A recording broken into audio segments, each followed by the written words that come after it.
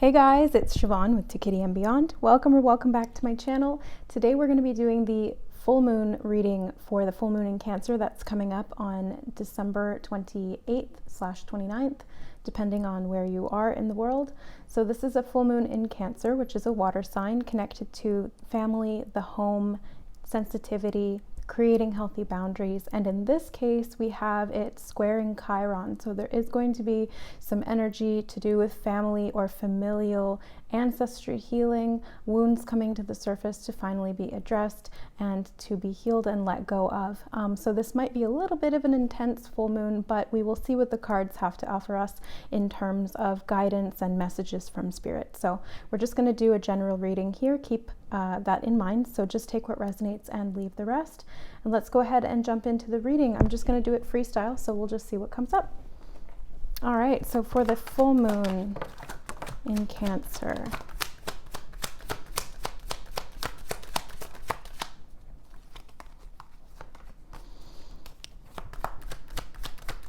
anything else? Okay. So we have a lot of cards here. I'm just going to set them up.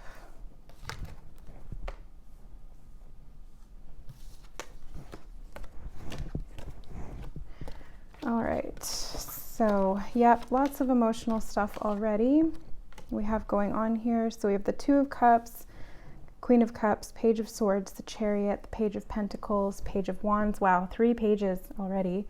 Ace of Cups, Magician, 3 of Wands, 10 of Cups, and the Lovers in reverse. Okay, so yeah, this is a lot to do with relationships of all kinds, not just family relationships, but I see this as things that happened in childhood. So I'm getting messages of childhood coming through.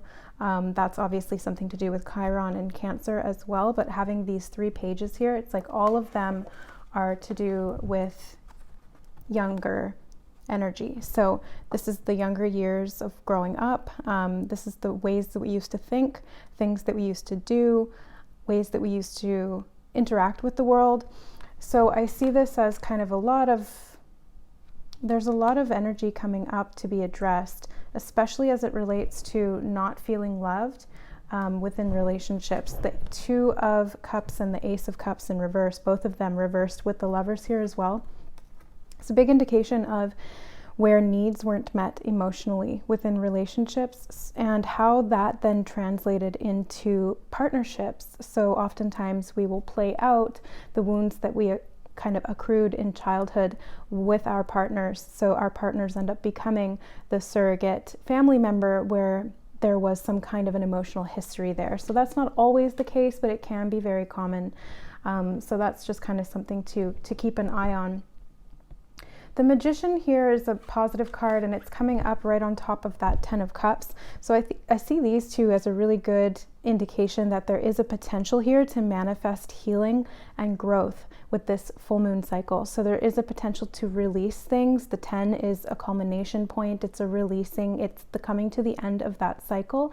And the 1 is that new beginning. So things are coming full circle here. Things are being realized and brought to your awareness emotionally. So be mindful of emotional messages that come in, things that trigger you. That's an emotional message. Things that feel very strongly to you, either positive or negative. That's also information that needs to be interpreted. The Queen of Cups is really good at that. This can also be psychic or intuitive information.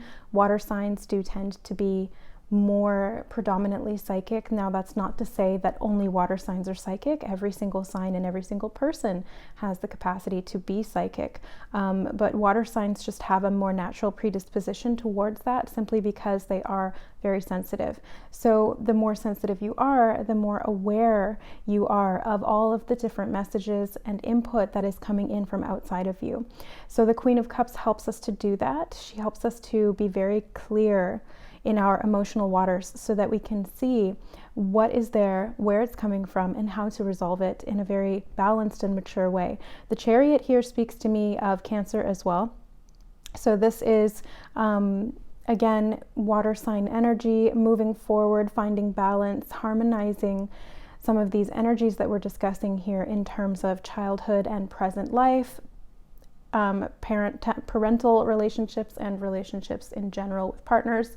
So I see this Chariot being a good indication of movement forward and progress. And I see that with the Page of Wands here as well. There's a lot of progress in something that you're passionate about moving forward in this full moon. So releasing some of these energies to do with childhood, relationships, family, anything of an emotional nature that comes up to be addressed at this time is going to help to benefit you in moving forward. So it's kind of what you choose to do with that. This is a gift. These are messages that are coming into you or through you. So it's what you choose to do with those things to be able to move forward. But if you do choose to take this power into your own hands, there is a lot of potential here for growth, movement forward, manifestation, success, new levels of empowerment too. I'm feeling like a renewed sense of confidence in yourself, the self-worth really growing in a powerful way. So let's get some more clarifiers here.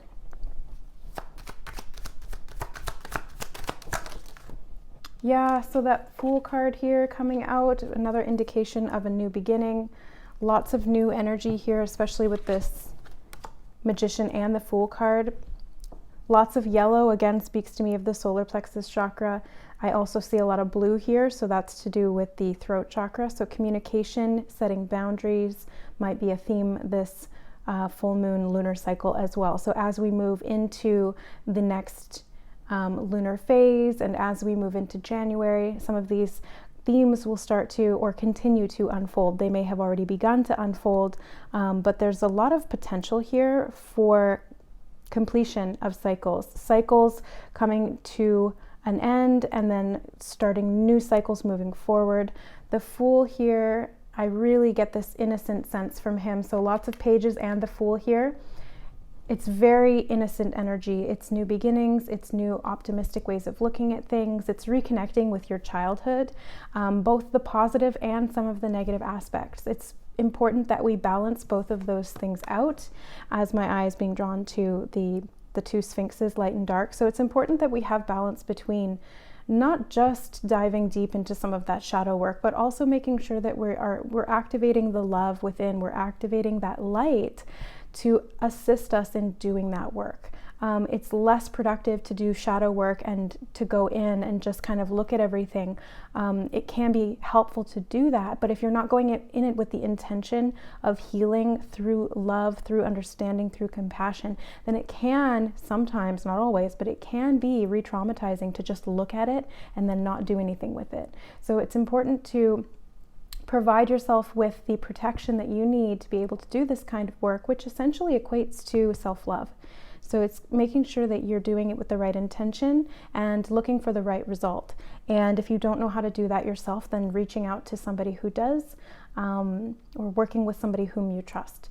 So let's get some oracle cards here and see what's going on, or what further messages would like to come forward for this full moon. Cancer is so connected to the moon too, like the element of water. Cancer rules the moon in astrology. In tarot it's Pisces, but they're both water signs, very connected to emotional energy. So let's see what else wants to come forward from these cards here.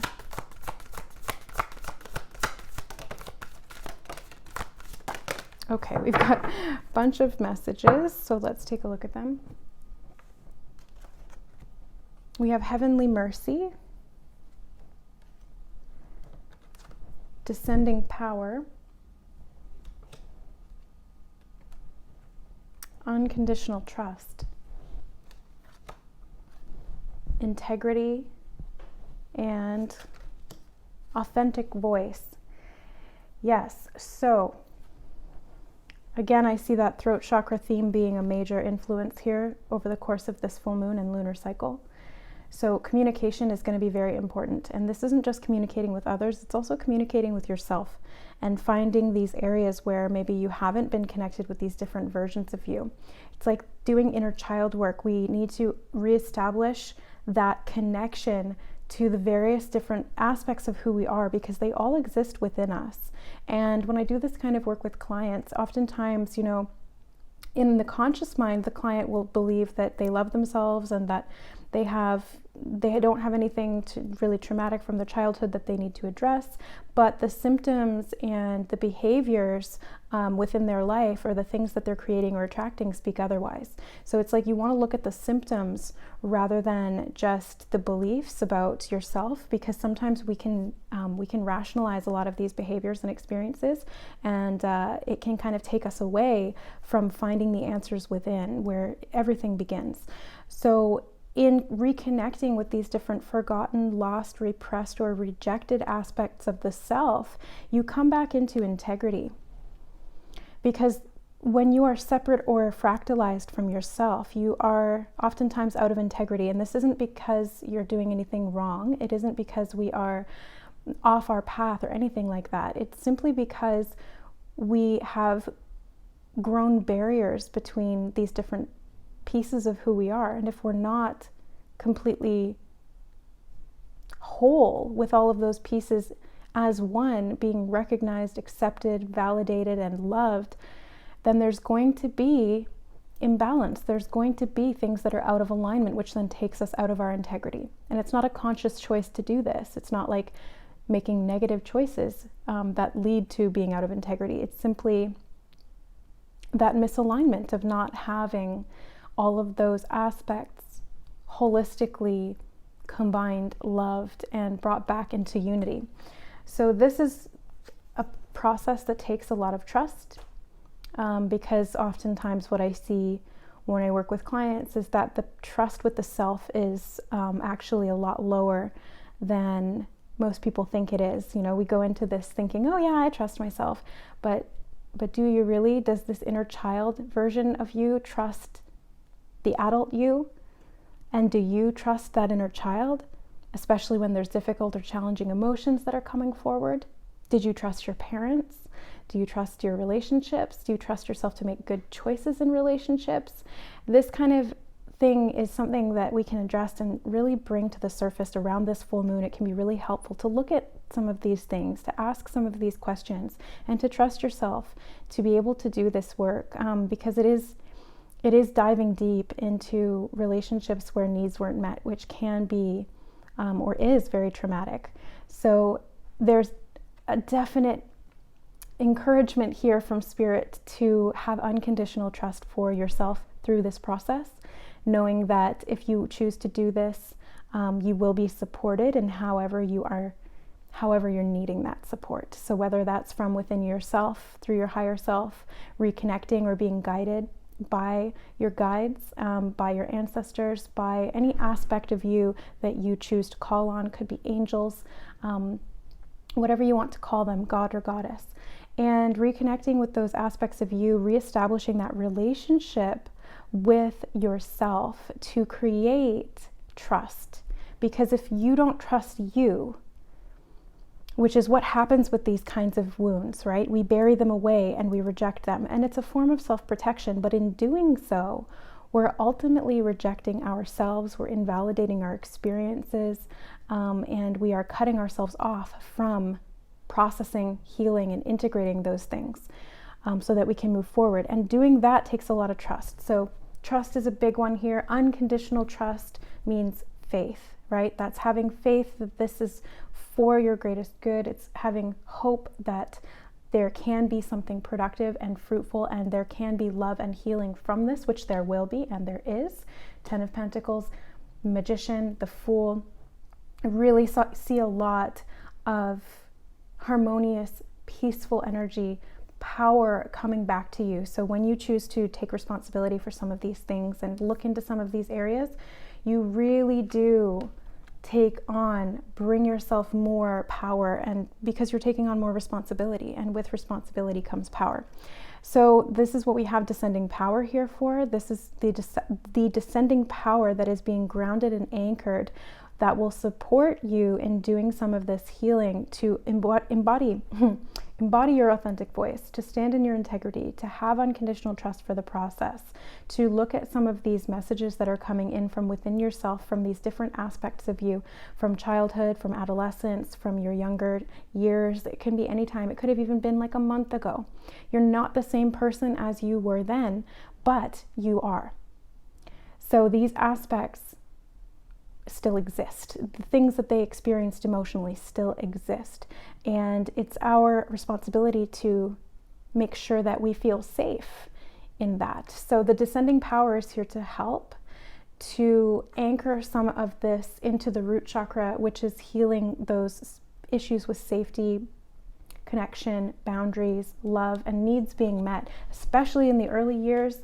Needs being met. It's food, it's shelter, it's safety, it's protection, it's also emotional needs.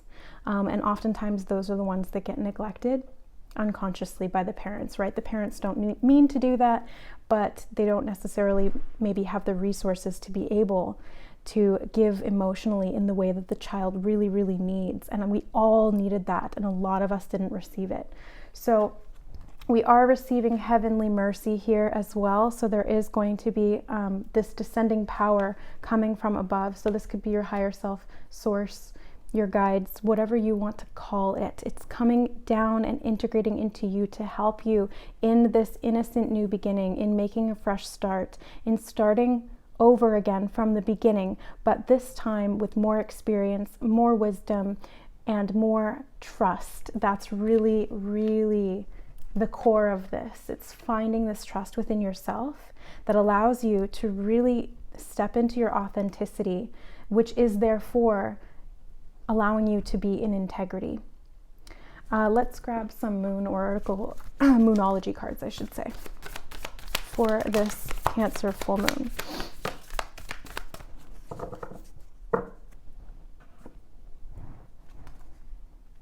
Prosperity lies ahead, which is the new moon in Taurus. We also have confidence is your key to success, new moon in Leo. A new romantic cycle begins, new moon in Libra.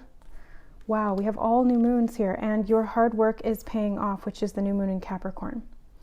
Wow, so all new moons coming out from the Moonology deck. This is a big indication that even though this is a full moon that we're doing a reading for energetically, it's bringing a lot of new opportunities, new messages, new relationships, new connections with yourself. And this hard work is paying off. Prosperity does lie ahead. I see that very clearly here, and it's what you choose to make of it. Confidence is really the key to success here. It's finding your authenticity, standing in your integrity, being confident, and having faith that you can connect to these aspects of yourself or do what you need to do to be able to show up in a way that allows you to have these healthy relationships that are fulfilling, stable, have healthy boundaries, and where everybody's emotional needs are being met, either, through cooperation, or by being met within yourself first and foremost. Lastly, we have the new moon in Libra. A new romantic cycle begins. So this is that old cycle of lack, old cycles of relationships that were no longer fulfilling or that were based in this emotional neglect from younger years or experiences that created separation from you and others or from you and yourself. That is shifting and giving you the opportunity now to heal that and move forward, no longer having to exist in these old patterns, behaviors, choices, however they presented for you in your life. Okay, so let's grab just a few of the Cat Tarot to close out the reading. We have the Ten of Cups again. Wow, I love this. Oh, it's just really bringing a lot of hope.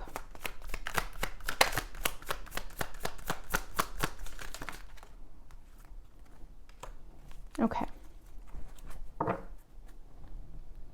Bottom of the deck is the Nine of Pentacles. So lots of time and abundance, lots of enjoyment.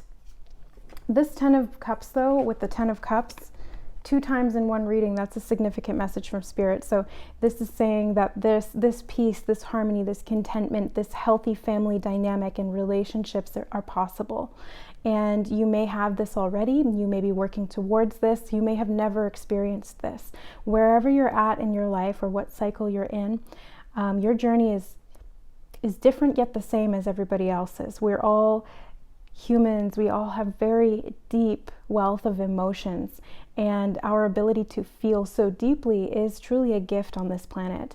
Not all beings feel the same way that humans do. We are very physically oriented and spiritually oriented, so it's a nice balance. And I see that here with the 10 of Cups, signifying all of these different aspects of our being coming into wholeness, into unity, allowing us to experience a wide spectrum of emotions and still to feel that we can trust ourselves through that process. So it's being okay with some of the aspects of emotions that may have felt scary in the past. And that's what this moon card, I feel, is here kind of discussing. The moon card it's connected to the moon. So this is the subconscious realm, the emotional space within us. It's also that sort of fear of the unknown. The moon can also represent illusions or fears, things that we have kind of created and perpetuated, especially with that 7 of Swords here. I get the sense that these are self-sabotaging or sabotaging experiences we've experienced outside of ourselves. I'm not laughing at this, I'm laughing at I said experience twice. But this is interesting, because it's kind of like, if you are willing to look at some of these things, to address them, to surrender to the process, having unconditional trust to carry you through, having confidence and courage to be able to do this hard work, there will be a reward from that. There will be a result, I should say. It's not like a reward, but it is, because it's something that you want. It's this 10 of Cups. It's the fulfillment, contentment, peace, harmony, love, healthy relationships, family units, all of these things that make us feel safe, secure, nurtured, and like our emotional needs are met ultimately. That's really the goal here with this full moon, and I see that happening. So if you choose to go down this path, know that you are supported by the divine. You are supported by the power within you to be able to accomplish this. And if you need additional resources to be able to do this kind of healing work, those individuals, teachers, coaches, counselors, whatever it is that you need, they will appear for you. And if you guys are needing help with this, and you're kind of already starting to see some of the results of this healing kind of present in your life, or you've been feeling called in this direction, if you'd like to work with me, I do offer spiritual counseling, Reiki healing, Akashic Records, soul realignment readings, and intuitive tarot therapy, using all of these things together in my spiritual counseling practice. So if you guys are interested, all of the information will be in the description box below this video. You can check that out, and email me at services.tokittyanbeyond@gmail.com to book a reading or a session. So sending you guys much love for this Cancer full moon, and lots of healing, blessings, and abundance of wealth, prosperity, and happiness. We'll see you guys in the next reading. Bye.